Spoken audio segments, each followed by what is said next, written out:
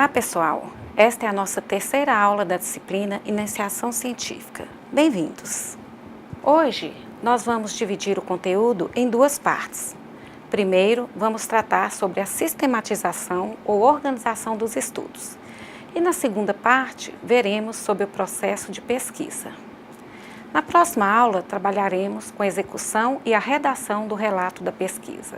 A sistematização ou organização dos estudos é muito importante devido ao volume de informações e referenciais teóricos que vão sendo acessados durante o desenvolvimento da pesquisa. Caso não haja uma organização desse acervo, o pesquisador poderá se perder em uma infinidade de leituras e estudos e ter de constantemente refazer buscas. As estratégias de organização dos estudos permitem selecionar material e textos e organizá-los para que possam ser retomados de forma rápida e mais facilmente, sempre que necessário. São algumas dessas estratégias que veremos na primeira parte da aula de hoje. Quanto ao processo de pesquisa, nós já vimos na aula passada que o desenvolvimento de uma pesquisa contempla 3 momentos, que são o planejamento, a execução e o relato para a comunidade científica ou para a sociedade. Então, na segunda parte da aula de hoje, nós vamos detalhar as ações que fazem parte do planejamento. Nesta fase, é feita a elaboração do projeto de pesquisa. Bom, ao final desta aula, esperamos que você tenha ampliado seus conhecimentos e esteja mais preparado para iniciar a elaboração do seu projeto de pesquisa, que é a atividade de aprendizagem dessa disciplina. Então, vamos ver sobre a organização de estudos. Podemos considerar que estudar é acessar informações e decodificá-las, delas nos utilizando na construção de um conhecimento próprio, que passa a fazer parte do nosso sistema cognitivo. Nós recebemos e decodificamos informações a todos os momentos no nosso dia a dia, na maioria das ocasiões, e isso ocorre de forma natural. Podemos dizer espontânea, porque não demanda uma ação intencional. No entanto, o ato de estudar um determinado assunto não é espontâneo, já que demanda uma ação intencional, um esforço para o qual temos de mobilizar a nossa vontade e o nosso foco de atenção. Por exemplo, o ato de ler faz parte de muitos momentos do nosso dia a dia. Ler placas, rótulos, jornais, revistas, mensagens do WhatsApp, de e-mails, dentre outros. Fazemos isso sem nem perceber, como que automaticamente. No entanto, a leitura de livros, artigos ou outros textos acadêmicos em busca de informações sobre um tema que desejamos investigar, ou seja, o estudo de um assunto, coloca a necessidade de várias ações direcionadas para esse interesse. Então, nós fazemos o quê? Buscamos materiais sobre o assunto, fazemos uma leitura para a visão geral, selecionamos aqueles materiais que consideramos mais adequados para o que queremos. Selecionamos e organizamos as informações contidas em cada material e guardamos informações que consideramos mais relevantes, para retomá-las quando necessário. Por que nós fazemos todo esse processo? Porque a leitura para estudo tem uma intencionalidade, ampliar e aprofundar nosso conhecimento sobre algo. E isso coloca essa necessidade de selecionar e organizar informações. E é justamente com esse propósito de organizar as informações que utilizamos algumas estratégias, chamadas estratégias de organização dos estudos. Bom, eu vou abrir um parênteses aqui para chamar a atenção para alguns pontos a serem observados pelo pesquisador na busca de material para estudo. Primeiro, faça buscas sobre o tema que te interessa em textos acadêmicos. A primeira seleção que se faz é essa: onde buscar. Prefira materiais que estejam em periódicos científicos, portais de universidades, obras de autores reconhecidos na área que pesquisa. Gente, presta atenção, não se fundamenta teoricamente e metodologicamente uma pesquisa com informações de blogs, de redes sociais, de sites comerciais, de material de estudo para o ensino médio e outros do tipo. Outra dica: Analise o título e leia atentamente o resumo. Um bom resumo contém informações sobre o objetivo do trabalho, a metodologia empregada, sobre o resultado ou resultados mais relevantes e conclusões. Assim, você já terá elementos que te possibilitam iniciar uma primeira seleção daqueles textos que realmente interessam aos seus propósitos. Mais uma observação. Verifique sempre as referências bibliográficas dos textos. Elas podem te levar a outras referências interessantes para o seu trabalho. E por último, faça uma pasta para salvar os textos que te interessam, ou então arquivos com links ou com títulos de livros. Lembrando que esse processo de busca de materiais não se dá apenas no início do trabalho. Ele ocorre ao longo de toda a pesquisa, se tornando mais refinado e específico com seu avanço. Agora vamos detalhar um pouco mais sobre a organização de estudos. No início, geralmente, o que buscamos é conhecer mais amplamente o que se diz sobre o assunto que nos interessa. Ter uma visão geral. Nessa fase, fazemos a leitura de muitos materiais, numa espécie de imersão no universo daquele tema que elegemos. Posteriormente, quando vamos delimitando o nosso problema de pesquisa e estabelecendo objetivos, buscamos aprofundar mais em determinados aspectos do tema escolhido e o nosso filtro de busca se torna mais específico. Em qualquer fase, no entanto, é necessário lançarmos mão de estratégias que nos permitam organizar as informações obtidas nas leituras. Algumas dessas estratégias são a sistematização de leitura, os resumos e resenhas, os fechamentos e os mapas conceituais. Vamos falar mais um pouco sobre cada uma, começando pela sistematização de leitura. A leitura sistematizada permite ao leitor uma maior compreensão, organização e capacidade de síntese. Engloba basicamente delimitação da unidade de leitura, análise textual, análise temática, análise interpretativa, problematização, síntese pessoal. Delimitação da unidade de leitura é o estabelecimento de limites pelo leitor da unidade de estudo a ser analisada. Em geral, é representada por um parágrafo, uma seção, um capítulo ou unidade de livro, ou então um artigo ou resumo científico a ser analisado. Lembre-se, é você, como leitor, quem deve estabelecer a unidade de leitura que irá analisar. Depois disso, você irá realizar a análise textual, temática e interpretativa da unidade que delimitou. Análise textual representa a forma como o texto se organiza. Se é uma reportagem ou capítulo de livro, a paragrafação do texto, o gênero em que é escrito, as divisões em seções ou subitens, enfim, é uma apreensão da estrutura do texto. Análise temática tem como objetivo a compreensão da mensagem do autor. Nela, procura-se estabelecer de que se trata o texto, qual a mensagem principal deixada pelo autor. Já a análise interpretativa trata-se da interpretação da mensagem passada pelo autor. Na análise temática, o foco é a mensagem do autor. Na interpretativa, é a sua interpretação da mensagem do autor. Na análise interpretativa, é importante relacionar as ideias do autor com o contexto filosófico e científico de sua época e de nossos dias. Isso ajuda a compreender a evolução das ideias, dos conceitos. Na problematização, o pesquisador levanta questões acerca da relação da mensagem do autor com o tema do seu trabalho. Geralmente é expressa com perguntas que estabelecem essa correlação. Ou seja, é o refletir sobre as implicações da mensagem do texto para o contexto do seu trabalho. E, por fim, temos a síntese pessoal. Síntese pessoal, a partir de reflexões pessoais, o leitor elabora um texto sintético, fruto do processo de construção de seu conhecimento. O objetivo é acrescentar visões pessoais à mensagem do texto original. Agora, vamos ver mais duas estratégias de organização dos estudos: o resumo e a resenha. O resumo é uma síntese das ideias do autor contada nas próprias palavras do leitor. É como se ele estivesse contando a alguém, de forma sintética, o que diz o texto.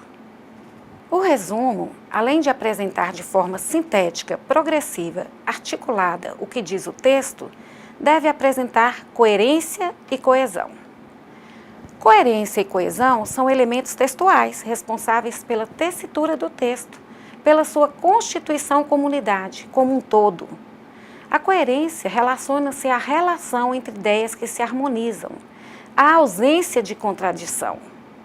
Já a coesão diz respeito à interligação dos elementos textuais por meio de recursos linguísticos, de forma a manter a unidade do texto. Ainda sobre o resumo. As informações contidas no resumo devem ser claras e objetivas, possibilitando que um leitor compreenda, a partir dele, as ideias veiculadas no trabalho ou na obra resumida. Bom, e a resenha? Ela difere do resumo em quê? Podemos dizer que a resenha é um resumo crítico e abrangente. Por ser um resumo crítico, implica a presença de comentários feitos pelo leitor e permite a realização de comparações, bem como inferências sobre a relevância da obra.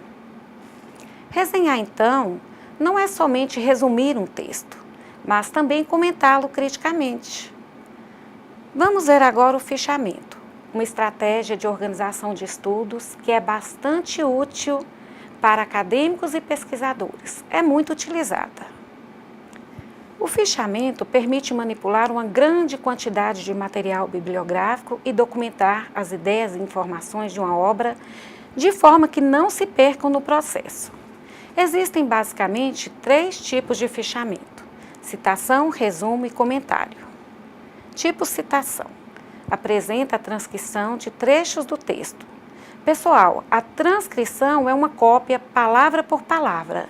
Não se muda nada do que o autor escreveu. O fichamento, tipo resumo, traz uma síntese das principais ideias do autor. A síntese é feita com as palavras do leitor, mas sem comentários pessoais. Já o fichamento do tipo comentário, trata-se de uma síntese das principais ideias do autor com comentários do leitor. Independentemente do tipo, uma estrutura típica para o fichamento é a seguinte: cabeçalho ou título, referência bibliográfica, corpo do fichamento. Cabeçalho ou título contém o nome do texto que será fichado. Referência bibliográfica contém a fonte do texto que será fichado, sempre de acordo com as normas da ABNT, a Associação Brasileira de Normas Técnicas. E corpo do fichamento, que, dependendo do tipo, terá o resumo e ou as citações.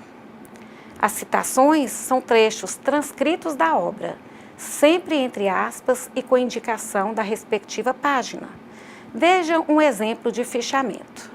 Nós temos o título ou tema, discussões sociocientíficas em sala de aula.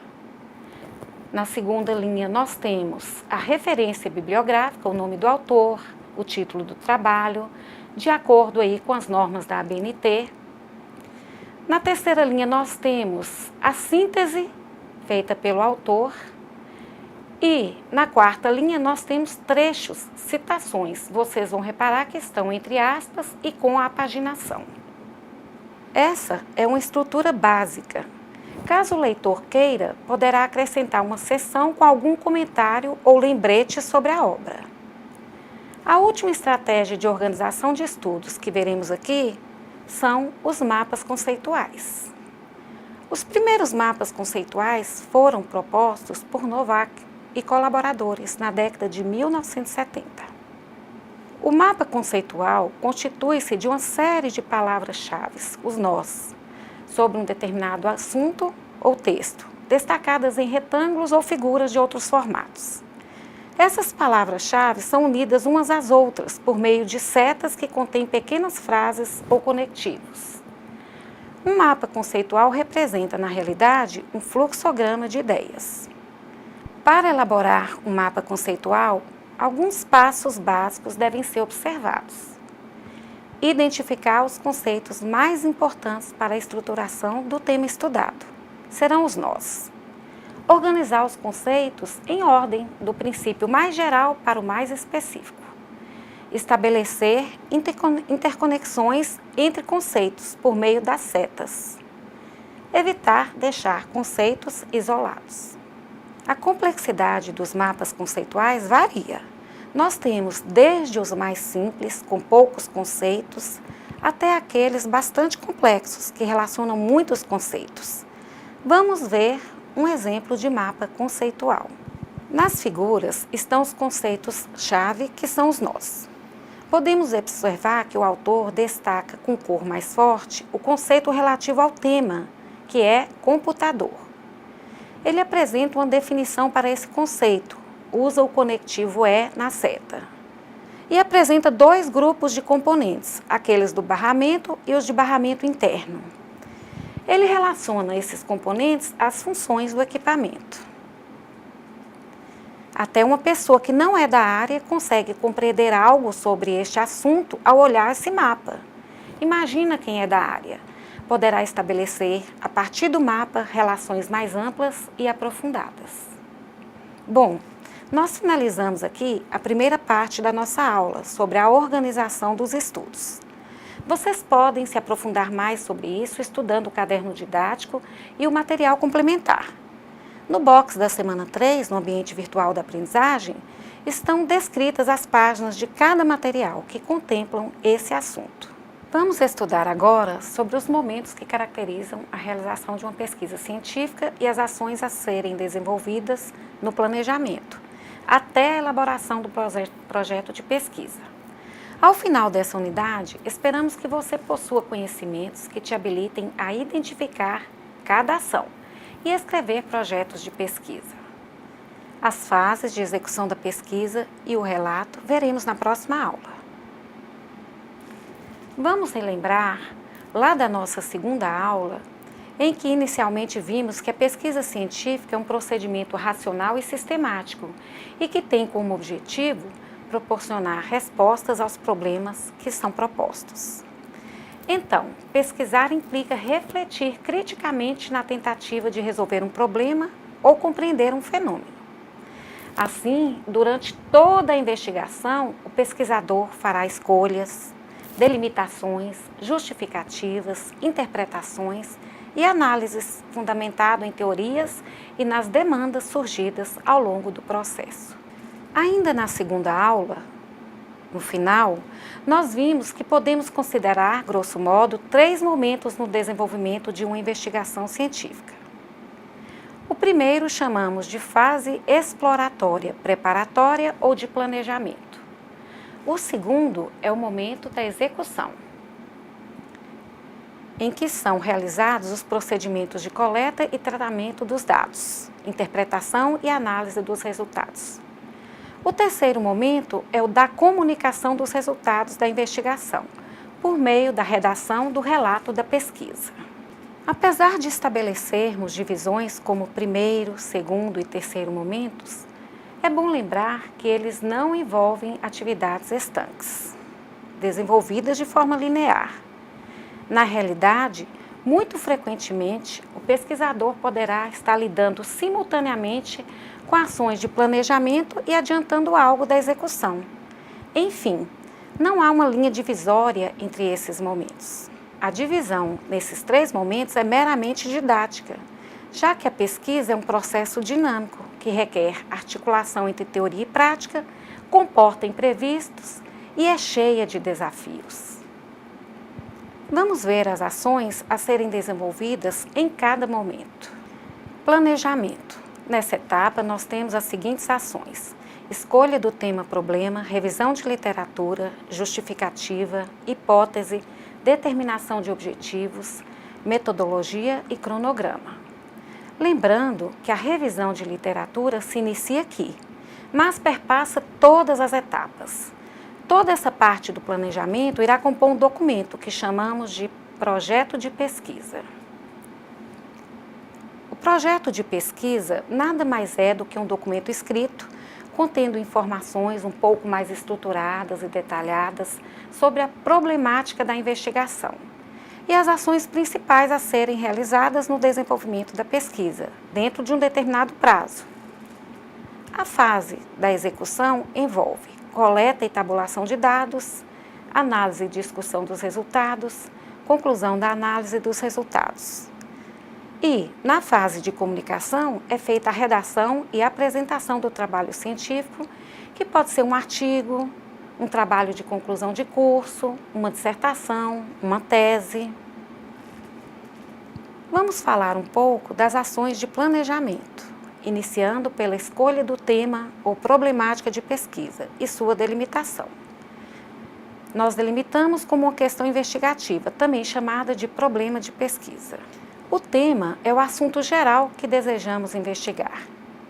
Pode surgir de uma dificuldade prática enfrentada pelo pesquisador, da sua curiosidade científica, de desafios encontrados na leitura de outros trabalhos ou da própria teoria. Também pode ser demandado por alguma entidade, pública ou privada. Um tema, por exemplo, na área da educação seria a evasão escolar. Independentemente de sua origem, o tema é amplo e não remete de forma clara à trajetória da pesquisa que será realizada. No caso do exemplo dado, a evasão escolar, trata-se de um tema bastante amplo. O que especificamente o pesquisador pretende investigar sobre a evasão? Os seus índices? De que abrangência será a investigação? Nacional, estadual, municipal, institucional? Em qual nível de ensino? Fundamental, médio, superior? Em qual ou quais cursos ou áreas? Ele pretende identificar razões pelas quais ela ocorre? Ou a variação do índice de evasão ao longo dos anos em uma determinada instituição? Ou ainda as políticas para minimizar a evasão? Enfim, existem muitos aspectos que podem ser investigados sobre esse tema. Como é impossível investigar tudo de uma vez, delimita-se, conforme o foco de interesse do pesquisador, e o que é viável de ser investigado no tempo estabelecido para a pesquisa. Vamos entender uma coisa. Nada impede que o pesquisador realize várias pesquisas sobre um tema. Por exemplo, investiga os índices em uma instituição, desenvolve outra pesquisa buscando as razões, outra identificando medidas tomadas pela instituição para minimizar a evasão. Depois pode investigar outras instituições em uma mesma localidade e assim por diante, desenvolvendo uma linha de pesquisa voltada para esse tema. Inclusive, em uma mesma linha pode desenvolver investigações de diferentes níveis de complexidade e abrangência. No caso, por exemplo, de um estudo para a elaboração do trabalho de conclusão de curso, o TCC, o tempo é bem menor do que o de elaboração de uma tese de doutorado. Não há como duas pesquisas sobre o mesmo tema, conduzida nesses dois contextos, terem a mesma delimitação, abrangência e complexidade. Nas universidades, por exemplo, os orientadores desenvolvem pesquisas menos complexas, mas não menos rigorosas, com alunos de graduação. Essas pesquisas resultam nos trabalhos de conclusão de curso. Com mestrandos e doutorandos, eles desenvolvem trabalhos mais complexos, que culminam, respectivamente, em dissertações e teses. Então, voltando à delimitação, ela tem por objetivo chegar ao problema de pesquisa ou questão norteadora. Parou. Vou voltar ali então. Então, voltando à delimitação, ela tem por objetivo chegar ao problema de pesquisa ou questão norteadora da investigação, que é o questionamento, a pergunta a ser respondida por meio da pesquisa. Vamos entender que o problema é uma pergunta explicitada de forma clara, compreensível e operacional. O melhor modo de responder essa pergunta é uma pesquisa científica. Assim, perguntas retóricas, especulativas ou valorativas não correspondem a questões investigativas que possam ser respondidas por um processo de pesquisa científica. Bom, nesse momento de escolha do tema e seu delineamento, o pesquisador irá buscar informações sobre ele por meio de revisão de literatura. Buscará fontes diversas, fará anotações sobre suas ideias para o trabalho e utilizará de estratégias de organização dos estudos, como aquelas que vimos na primeira parte desta aula, de modo a resgatar posteriormente o que pensou e ter as referências completas das fontes. É importante buscar autores reconhecidos na área e também se inteirar das principais teorias, métodos, técnicas e tecnologias através dos quais o tema é tratado. Pessoal, vou alertar novamente quanto ao cuidado com as referências de leitura, pois nem tudo é confiável. Cuidado especialmente com materiais acessados via internet, onde encontramos material de boa qualidade e outros não aceitáveis academicamente. Tem que filtrar. Como já disse, os sites de universidades e de publicações científicas, bem como teses de doutorado e dissertações de mestrado, são mais confiáveis para as leituras requeridas em trabalhos científicos. Vamos também relembrar que a revisão de literatura permeia toda a pesquisa, do início ao fim. E outra consideração importante a ser feita é que, conforme diretrizes próprias da ética na pesquisa científica, sempre que as ideias de um autor forem direta ou indiretamente usadas, deve-se apresentá-las sem modificações do entendimento original proposto e com as devidas referências, conforme as normas da ABNT. O plágio é inadmissível na comunidade acadêmica. Então, vamos ficar atentos. Temos que ser cuidadosos nas citações ou quando formos parafrasear um autor indicando a autoria das palavras ou das ideias por elas expressas e a fonte de onde vieram, para caso algum leitor deseje ir diretamente a essa fonte, ele tenha como localizá-la. Indicar a fonte é como indicar o endereço da informação. Vimos até aqui sobre a escolha do tema e delimitação do problema de pesquisa. Essa fase é inicialmente confusa e surgem muitas dúvidas. Com as leituras, anotações, reflexões, as ideias vão fluindo melhor e você vai se direcionando de forma mais segura e objetiva. Além do tema e do problema de pesquisa, temos mais um item, que é o título do trabalho. O título, acompanhado ou não por subtítulo, difere do tema. O tema refere-se ao objeto que será estudado, por exemplo, a evasão, a aprendizagem de conceitos, a formação de professores. Ele sofre um processo de delimitação e especificação, gerando uma questão investigativa. Já o título sintetiza o conteúdo pesquisado. Eu gosto de definir o título quando a pesquisa já está mais desenvolvida, quando já tenho elementos suficientes para abarcar todo o seu conteúdo, ou pelo menos uma parte bem representativa dele. De qualquer forma, é um item que, com certeza, sofrerá várias adequações até se chegar ao relato final de um trabalho. Vamos ver mais um item do planejamento, a justificativa.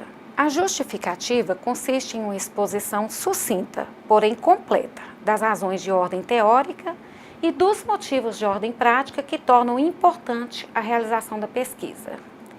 Trata-se do convencimento de que o seu trabalho de pesquisa é fundamental de ser efetivado. A justificativa é uma fala do autor do projeto. Por isso, nessa parte, não cabem citações. Então, na justificativa, você deverá mostrar o porquê de sua pesquisa, defender a relevância do seu projeto e do seu tema-problema. Pense nas seguintes questões quando for justificar sua pesquisa. O tema é relevante? Por quê? Quais os pontos positivos que você percebe na abordagem proposta? Que vantagens e benefícios você pressupõe que sua pesquisa irá proporcionar? Pessoal, isso é importante. Dedique-se a fazer uma boa justificativa, porque ela costuma ser o que contribui mais diretamente na aceitação da pesquisa pela pessoa ou pela entidade que vai financiá-la. Bom, agora vamos falar da hipótese. A hipótese é uma suposição que se faz na tentativa de responder o problema. Lembre-se, o problema ou questão investigativa é uma pergunta derivada do tema que a pesquisa busca responder, Sendo assim, a hipótese não deve ser uma afirmativa que já seja um conhecimento estabelecido. Podemos ter, para um mesmo problema, várias hipóteses, isto é, soluções possíveis para a sua resolução. Além disso, à medida que verificarmos que uma hipótese não ajuda na solução do problema, poderemos descartá-la e criar outra, agora com mais informações do que antes. Quando se tratar de estudos quantitativos, o pesquisador deve formular hipóteses a serem comprovadas via testes estatísticos. Nos estudos qualitativos, a explicitação da hipótese, segundo a compreensão de alguns autores, não é obrigatória, mas pode auxiliar no estabelecimento dos objetivos. E já que falamos de objetivos, vamos ver o que são. Os objetivos são enunciados que informarão o que esperamos com o desenvolvimento da investigação. Quais os resultados que pretendemos alcançar? Qual a contribuição que a pesquisa irá efetivamente proporcionar? Em uma pesquisa, definimos um objetivo geral e objetivos específicos, e é muito importante que eles sejam claramente estabelecidos, porque irão nortear o processamento das fases posteriores da pesquisa. O objetivo geral determina aquilo que se pretende com a realização da pesquisa. Não é o que você pretende realizar, e sim o que você espera desse seu realizar. Qual será o fruto de sua pesquisa? Ele se caracteriza por apresentar enunciado mais amplo e remete à conclusão do trabalho da pesquisa. Como assim remete à conclusão? Porque quando vamos escrever a conclusão ou considerações finais de uma pesquisa, normalmente retomamos o objetivo geral e fazemos as nossas inferências relacionando a ele os resultados obtidos. Os objetivos específicos são um desdobramento e detalhamento do objetivo geral. Assim, são mais simples e concretos, são alcançáveis em menor tempo e explicitam desempenhos observáveis. Eles permitem alcançar o objetivo geral. A formulação dos objetivos fica mais precisa ao utilizarmos um verbo no infinitivo, que descreva a ação. Alguns exemplos aplicáveis a objetivos são apresentados no caderno didático e também no material complementar disponibilizado no ambiente virtual. São esses que vou mostrar aqui. Vejam que nós temos 6 objetivos com verbos que podem ser utilizados. Esses objetivos correspondem aos estágios cognitivos da atividade intelectual, que são o do conhecimento, o da compreensão, o da aplicação, o da análise, o da síntese, o da avaliação. Bom, para encerrar essa parte do planejamento, vamos falar um pouco sobre metodologia. Metodologia refere-se a como será executada a pesquisa. Qual o delineamento metodológico será adotado? O delineamento metodológico é a caracterização da pesquisa, o tipo, se é quantitativa, qualitativa, estudo de caso, bibliográfica e outras classificações que já vimos nesta disciplina. Então, na metodologia são descritas todas as atividades práticas necessárias para obter informações que te permitirão contemplar os objetivos e responder às questões colocadas na investigação. Os procedimentos técnicos e operacionais devem ser descritos de modo que possam ser repetidos ou adequados por outro pesquisador, a partir dessa descrição. Vamos destacar alguns pontos importantes. Descreva a amostra que você utilizará. Também os critérios escolhidos para defini-la e a porcentagem da mesma em relação à população pesquisada. Dê uma olhada no caderno didático da disciplina sobre os tipos de amostras. Isso vai ajudar na descrição. Informe sobre como será realizada a coleta dos dados e quais os instrumentos utilizados, se questionários, entrevistas, observação ou outros. Descreva como os dados serão tratados. As informações coletadas por meio dos instrumentos são dados brutos, que precisam ser preparados e organizados para serem analisados e interpretados. Você deverá escrever como será o tratamento dos dados. Descreva como será feita a análise. A forma como a análise será conduzida depende do paradigma de pesquisa, se ela será quantitativa ou qualitativa. Na abordagem quantitativa, a análise é do tipo estatística, com dados de caráter numérico. Utiliza-se a codificação dos dados.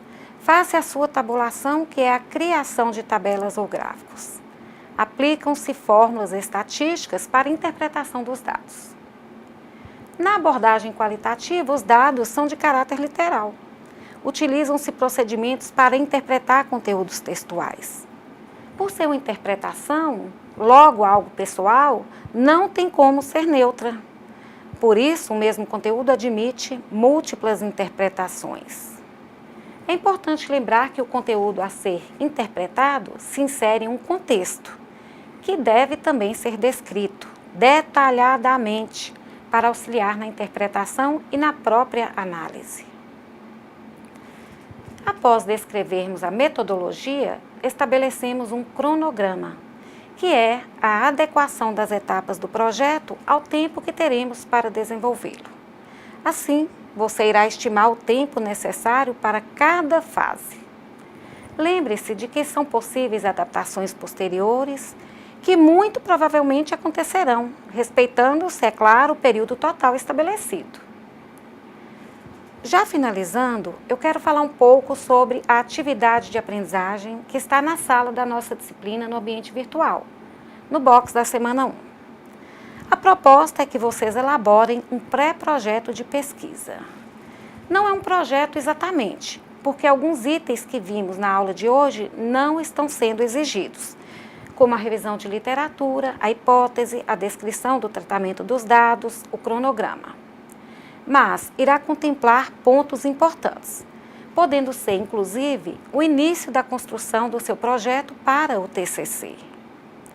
Nas orientações sobre a atividade, na seção Critérios, estão os itens que deverão ser contemplados e o valor que será atribuído a cada um. Leiam com atenção e mãos à obra. E na próxima aula, veremos sobre a fase de execução do projeto de pesquisa, na qual é feita a coleta e tratamento dos dados, sua análise, interpretação e discussão, com vistas à redação final do relatório de pesquisa. Também falaremos sobre essa redação. Então, chegamos ao final da aula de hoje. Obrigada pela sua atenção, bons estudos e até a próxima.